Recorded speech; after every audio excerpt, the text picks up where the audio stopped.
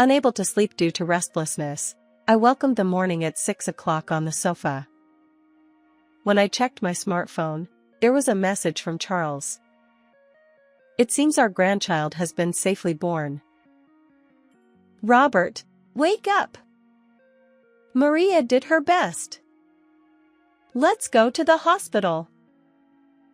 I shook my sleeping husband next to me and hurriedly started getting ready.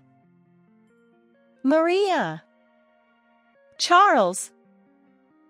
When we arrived at the hospital, there was one more person besides the two of them, a tiny life. Do you have a name? Have you decided? Charles replied. No. We didn't even know the gender, so we would decide after the birth. By the way, it's a girl. I see. I hope she gets a good name. Our granddaughter slept in Maria's arms on the hospital bed. Looking at her, I remembered Maria's appearance from years ago. Maria said, Mom, want to hold her? Is it okay? Then let me hold her.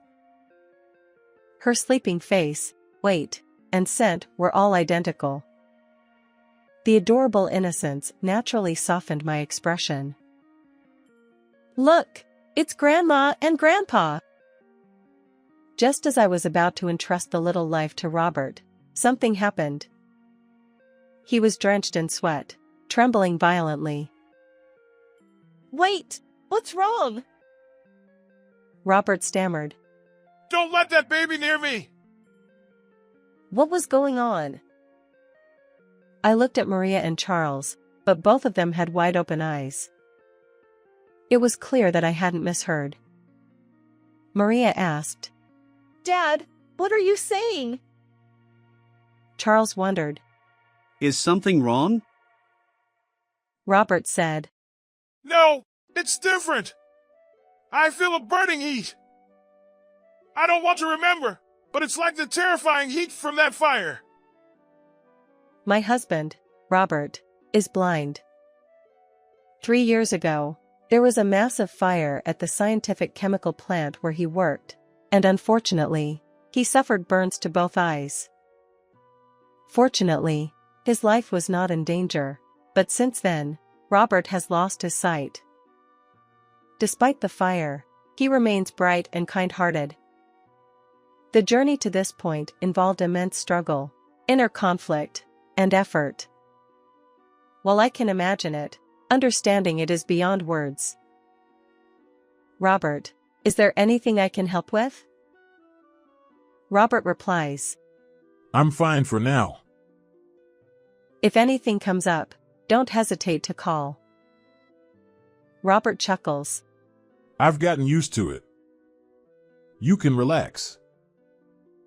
Although he always says that, true peace of mind eludes us, and we continue to worry about him both physically and emotionally. Despite his unfortunate circumstances, resilient Robert possesses a unique skill. Through conversation, he can glimpse the true intentions of others. He insists it's merely a heightened sense, not any kind of superpower, but from an outsider's perspective, it's an impressive ability. The notion that blindness sharpens hearing sensitivity is well known, supported by scientific theories. However, in Robert's case, his innate sensitivity to others' emotions seems to have intensified after losing his sight. As a result, both I and our daughter Maria, who lives with us, seek his judgment whenever something arises, a habit we can't break. Robert truly is a dependable presence. Recently, when Maria brought her partner home, Robert's sixth sense provided solid confirmation. A few years ago. Let me introduce you. This is Charles. Nice to meet you. I'm Charles. I've always been taken care of by Maria. Charles, this young man, was polite and neatly dressed, a typical good-natured guy. Whether he was naturally fearless or simply adept at concealing it, He actively engaged in conversation. At that moment, Maria seemed more nervous than he did. Understandably so. Her father has the power to read other people's minds. If anything seemed off, it would undoubtedly be brought up later. Apparently Charles had heard about Robert's blindness. He naturally didn't know about Robert's unique ability. Yet, there was nothing overly suspicious or unusual about Charles. On the contrary, he spoke with consideration for Robert, subtly showing his good impression. As it turned out, they were originally colleagues at work, and their interactions extended beyond professional boundaries. Robert listened intently to their stories. Later, as the sun set and darkness enveloped the surroundings, Charles bid his farewell. Robert shared his impressions of the young man. I can't see his face, but he seems like a good person. Upon hearing those words, Maria and I let out a sigh of relief. Of course. I attempted to describe Charles's appearance to Robert, using a celebrity look-alike as an example. Wait, you think he looks like that with his personality? He's too perfect. He might attract trouble. Robert chuckled wryly. From then on, Charles often visited our home with Maria. He was impeccable in every way, always considerate of Robert's well-being. I felt immense relief, knowing that Charles could safely marry Maria. And then, a simple curiosity arose. May I ask something? Certainly. What is it? Since you are such a good person, I'd like to know about your parents. If it's okay, could you share? After a brief silence, Charles offered a rueful smile and began to speak. I apologize. I lost my parents at an early age. Oh, that's unfortunate. I'm sorry for asking. His demeanor remained unchanged. No, it's fine. But, well, there are things I've been thinking about. Since I couldn't properly fulfill my filial duties, if there's an opportunity, I'd like to do it on behalf of them. I believe it would bring them joy, and it would ease my own burden.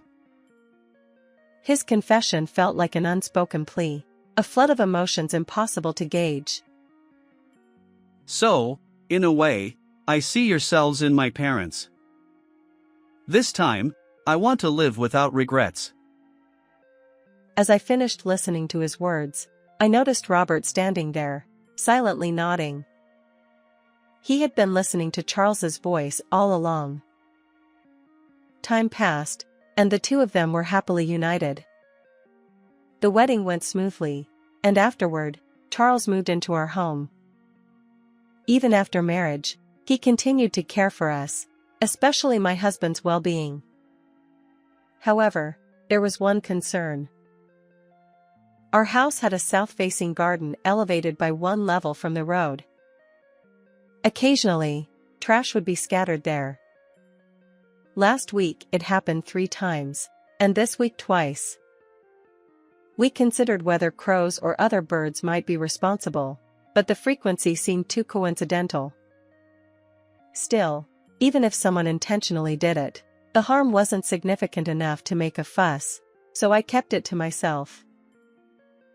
The season transitioned from early summer. Maria and Charles shared the joyful news of her pregnancy. Truly a cause for celebration. On the other hand, while accommodating Charles alone was manageable, the prospect of another addition made us consider moving. Given my husband's visual impairment, a barrier-free property seemed like a good idea. One night, as we discussed these matters, a rustling sound interrupted us. Who's there? Robert asked. It wasn't a gentle sound like the wind, it was rough, as if something had passed by. An uneasy feeling settled in. I couldn't rely on my husband at times like this. I mustered courage, grabbed the curtain, and pulled it open. Oh my! Hey, what's wrong? Robert inquired, and in the darkness, we saw a crow's lifeless body amid the lush greenery. That moment, I became certain the litter in our garden wasn't from birds but from a person with clear ill intent. After contacting the local government to handle the remains, I explained the situation and our suspicions to the three of them. Why didn't you say anything earlier? Robert asked.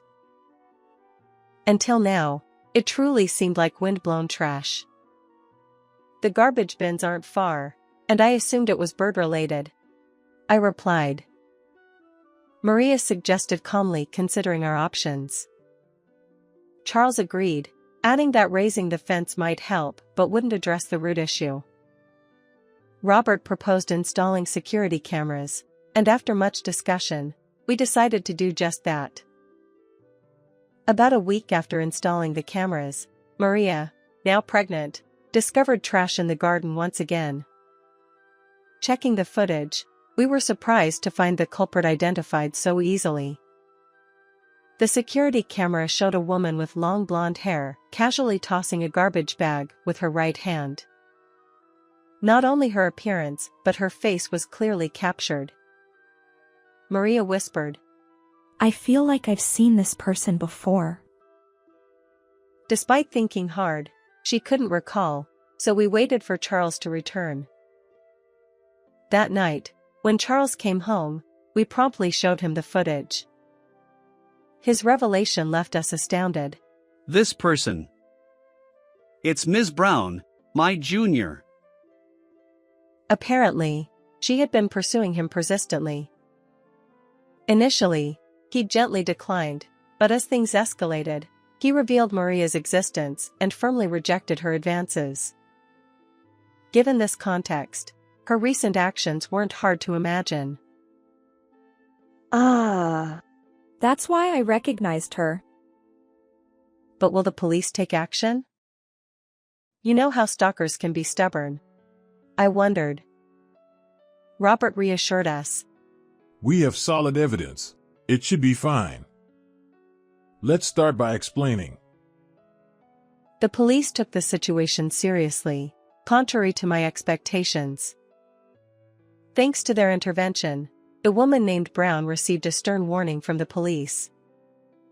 She was also required to sign an agreement at her workplace, promising not to approach Maria and Charles. Ultimately, she was transferred to another state. It appears that her motive for such actions was indeed harassment. However, there was one unexpected twist. Her ill intent was directed not at Charles but at Maria, the woman who took Charles away from her. It was a case of misdirected anger, to say the least. Nevertheless, our home returned to peace once again. Time flew by. Maria's belly grew larger, and she was admitted to the hospital for childbirth.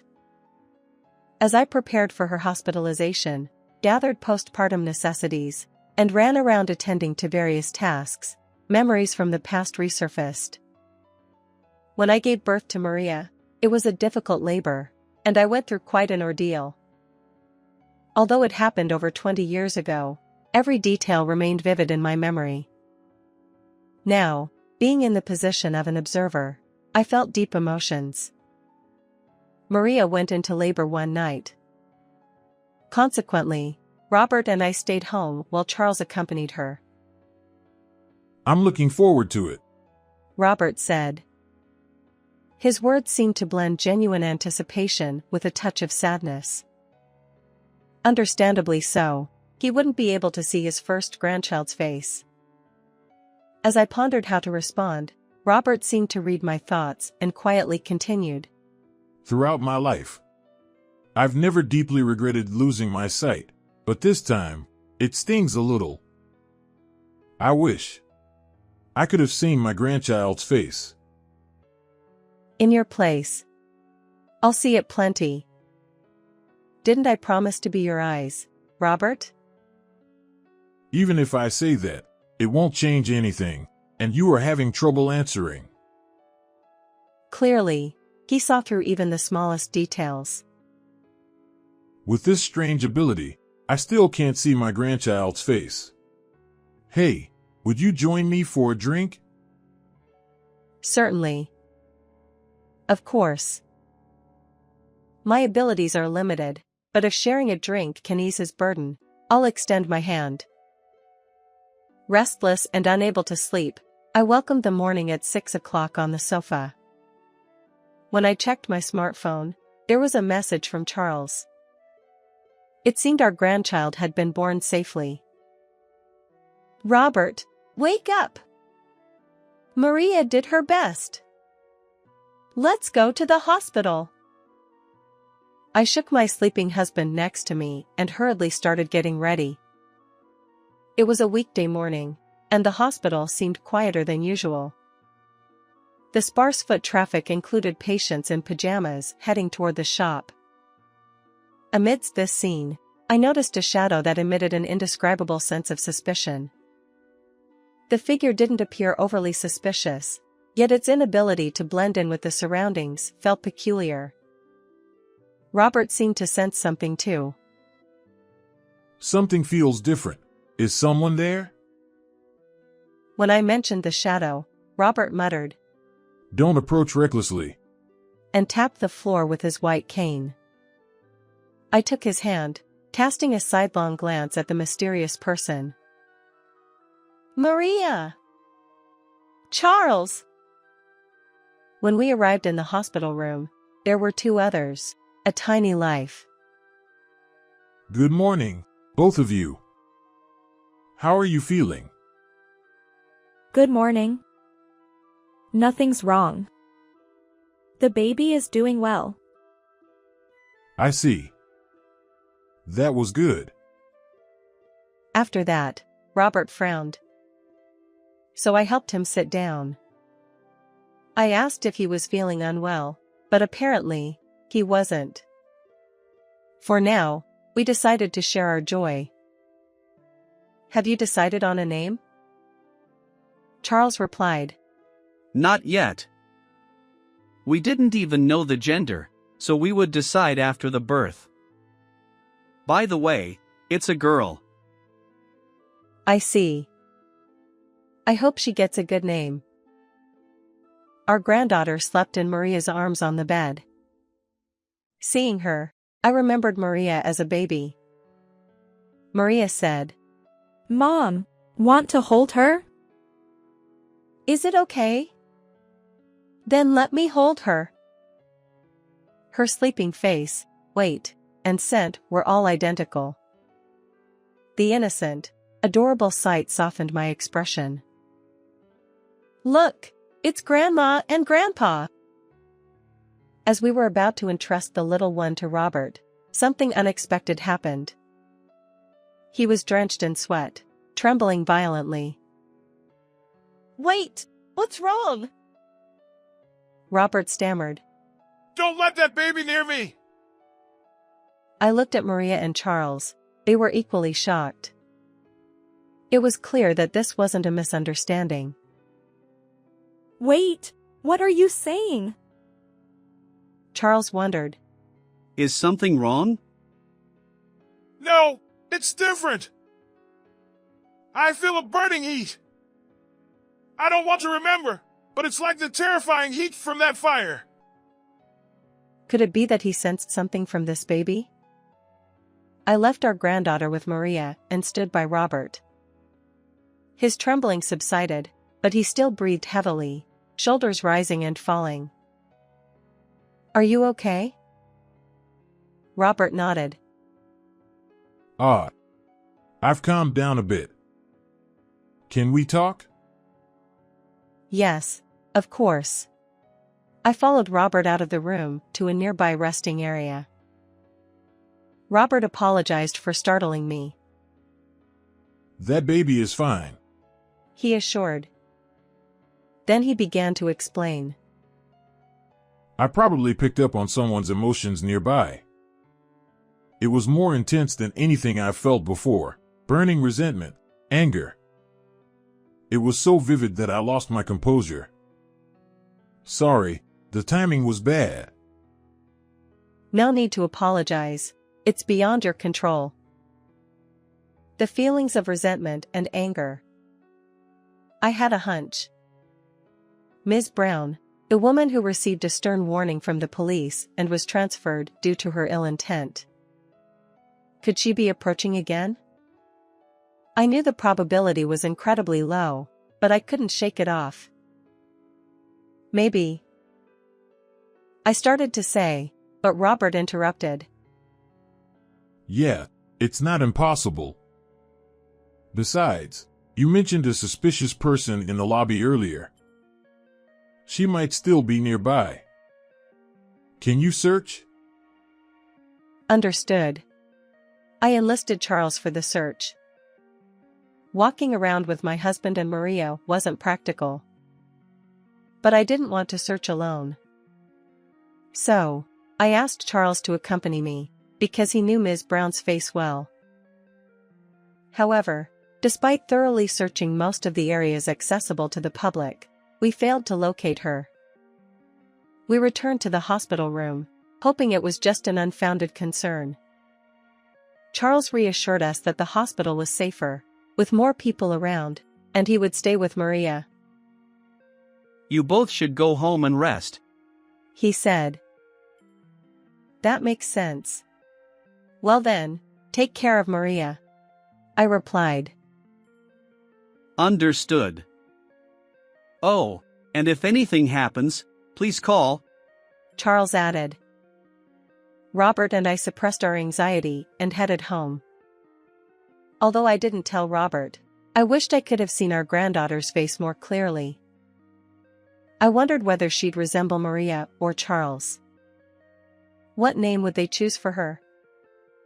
Tonight, once again, I'd likely have a restless night. Several hours later, in the evening, Robert uttered unsettling words once more. It's happening again. I feel it, a burning heat. What is this? Apparently, it wasn't a typical hospital-related illness. So, perhaps his mysterious ability was picking up even stronger emotions. The issue lay in those stronger emotions. Currently, there was only one possibility, and it was dangerously concerning. I pondered my next steps carefully. While part of me wanted to call the police immediately, I lacked concrete evidence. Personally verifying the situation could be futile or even life-threatening. Suddenly, I remembered the security cameras. Right. Checking those might provide some evidence. Excitedly, I reviewed the footage, but unfortunately, nothing appeared. Just as I felt stuck, a single ray of light seemed to descend from above. My smartphone vibrated, a message from Charles. Are you okay? Reluctantly, I decided to seek his help. I explained everything truthfully, and he replied succinctly. Understood. I'm on my way. I felt powerless. It was frustrating to be unable to act during such critical moments, even though I knew I wasn't at fault. After about 30 minutes, Charles returned. According to Robert, the sensation of heat was gradually intensifying. If we took his words at face value, it meant that a malevolent force was closing in. We promptly began searching the area around the house with Charles, and I grabbed a mop for self-defense. The sun had fully set, and while not pitch black, it was quite dim, a perfect backdrop for fear. Suddenly, a noise, both Charles and I heard it. It came from the back of the house, unmistakably accompanied by a human presence. I'll check the back. Please contact the police just in case, Charles said. I followed his advice, returned inside, and reported to the police. Suspect apprehended. Repeat, suspect apprehended. The police confirmed. Unbelievable. Someone had indeed been lurking. The glimpse of her profile left no doubt. It was undoubtedly Ms. Brown, the woman. She was quietly escorted by multiple officers and placed into a police car. According to the police, she had been carrying a firelighter and a lighter. The implications were clear, the worst-case scenario. As soon as I realized we were safe, my legs gave way, and I couldn't stand. Are you okay? Charles asked. Yes, I'm fine. My legs just went weak once I felt safe. Charles's courageous actions were commendable, but without Robert's mysterious ability, what might have happened? Speaking of Robert, he had completely calmed down and returned to his usual cheerful self. I have mixed feelings. Anyway, I'm relieved nothing happened. Am I really more extraordinary than I thought? Charles replied. Not just more than you thought. You're practically in the realm of superpowers. Oh. If only I were a bit younger, maybe I could have been of more help to people. Later, we learned that on that day, Ms. Brown had indeed infiltrated the hospital where Maria was admitted, intending harm. To make matters worse, her target wasn't Charles or Maria, it was their newborn granddaughter. Apparently, she harbored a selfish grudge after being transferred due to rumors of stalking at her previous workplace. However, on the day of the incident, the hospital's crowded environment forced her to abandon her plan. Instead, she decided to set the house on fire out of frustration. The heat Robert felt was undoubtedly the manifestation of this malevolent intent. After being taken into custody by the police, she awaited appropriate punishment in detention. Just when we thought true peace had returned, something unexpected happened. Ms. Brown's parents arrived, introducing themselves. We deeply apologize for the inconvenience our daughter caused. Her father said. Once she's released, we'll take her back home and keep a close watch. Her mother added. While it seemed they weren't seeking forgiveness, Robert wasn't present. He had gone with Charles that morning to pick up Maria from the hospital. Their sincerity was evident, but ultimately, we couldn't discern their true intentions. Naturally, I didn't invite them inside and politely saw them off at the doorstep. Later, a chilling question arose: why did they know our home's location? Realizing this, I decided to expedite the relocation plans I had been considering. With Maria safely discharged and our family expanded, I candidly explained the situation. We need to move soon, I told Robert. He took the initiative, joining Charles and me to explore various locations, reading the energies around us. Fortunately, we found a suitable home that satisfied everyone. It dawned on me, I hadn't fully believed in Robert's abilities until now. This incident made me wonder if he possessed true superpowers. The new house is a comfortable barrier-free property.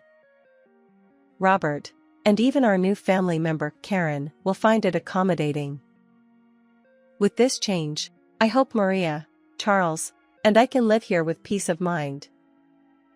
The threat that once loomed over us has dissipated. I'm genuinely looking forward to starting a new life in this fresh environment. But... Hey, Charles. Can I ask you something? Yes? What is it? Do you need any help? No, not that. I just want to know, do you think it was a good decision for you to live with us? You should be a newlywed, filled with happiness, and now even with a daughter. Well, I've mentioned this before. I wanted to be a good son. I've always longed for a family, so this is... well... it's good. As I struggled to find words, he continued. And also, I'm truly grateful to both of you. Grateful? Yes! If Robert hadn't been here, who knows what might have happened? And you believed in that, which is why everything ended without any incidents. If one of you were missing, I can't imagine the outcome. So, filial piety and repaying kindness, having this opportunity, Thank you. This time, I could see it even without Robert's abilities. Charles isn't lying. How is this story for you? Don't forget to subscribe to the channel. See you in the next video.